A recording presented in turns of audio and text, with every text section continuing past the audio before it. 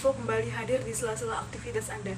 Bersama saya, Novia Rizka Amirinda, yang akan memberikan berita-berita terhangat, terbaru, dan teraktual. Baik pemirsa, di sebuah perumahan terdapat sungai yang tercemar dikarenakan banyak warga yang membuang sampah di sungai. Sampah-sampah itu membuat aliran air jadi keruh.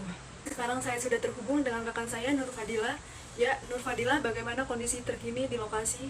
Terima kasih kepada saudari Novia.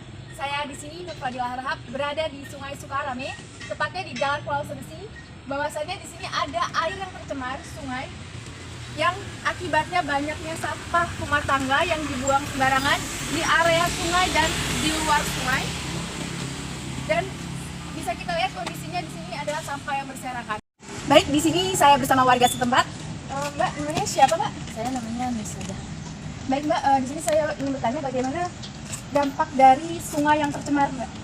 Menurut saya dampaknya itu yang paling utama itu seringnya terjadi banjir di daerah sini, terus juga pencemaran air dan airnya menjadi keruh. Terus warga setempat juga tidak dapat menggunakan air bersih dengan baik, seperti tidak bisa mencuci, terus tidak bisa mencuci piring. Kayak air yang bisa digunakan kalau bersih kan bisa digunakan untuk hal-hal seperti itu. Kalau keruh itu tidak dapat digunakan.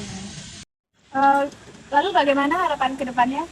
Harapannya untuk pihak kebersihan, untuk pemerintah dan masyarakat itu agar bekerjasama dalam membantu membersihkan sungai ini agar bisa dapat tidak tercemar lagi. Jadi pesan untuk warga sekitar yang membuang sampah sembarangan apa, Mbak? Pesan saya agar warga setempat tidak membuang sampah sembarangan di area di luar sungai ataupun di dalam sungai. Baik, Mbak, terima kasih.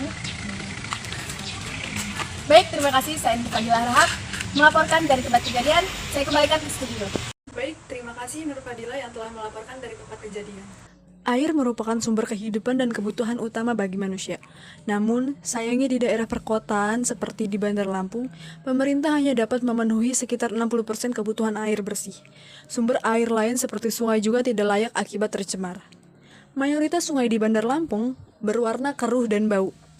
Ironisnya, masih banyak warga memanfaatkan air tidak layak itu untuk kebutuhan sehari-hari. Sudah gabung bersama saya, salah satu mahasiswa UIN Raden Inten Lampung. Baik, Mbak Yanti, apa yang Anda ketahui tentang pencemaran lingkungan? Pencemaran lingkungan adalah suatu kegiatan merusak tanah, air, udara yang mengakibatkan ekosistem alam terganggu. Apakah di tempat tinggal Anda juga terjadi pencemaran lingkungan? Iya, tempat tinggal saya juga terjadi pencemaran lingkungan, seperti limbah rumah tangga yang dibuang ke sungai dan membuang sampah sembarangan.